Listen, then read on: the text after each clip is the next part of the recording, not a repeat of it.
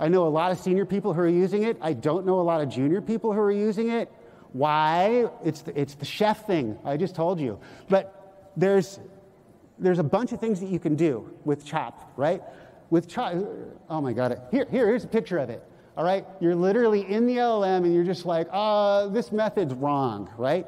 And it'll give you a bunch of suggestions and then it'll give you some code and you've got to like find a way to get that back into your code base, right? It's an iterative digging cycle and you can go to different LLMs and you can go to different coding assistants and you can go to different sources, right? But eventually you get it to write the code and you're 5 to 10 times faster this way.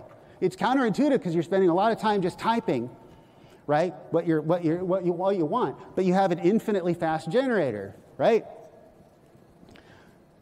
So what is really changing here, right? Because people were really, really freaked out about this. By the way, I got calls from big companies, okay, a few big companies, where you would hear their name and you'd be like, oh, that's money.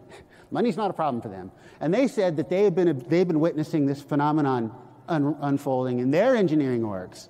The pressure towards senior developers and senior contributors, and it's tough to be a junior developer right now. There's a huge wave of tooling coming in.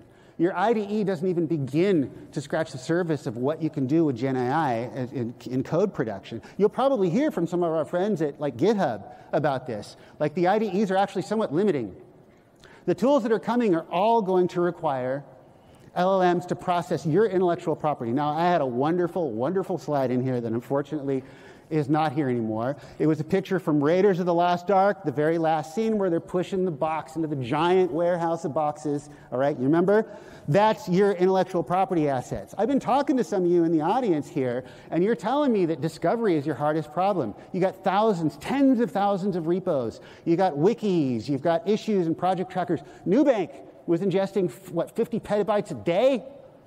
All of that data is going to need to be processed by LLMs. And almost none of you are ready for it. In fact, some of the companies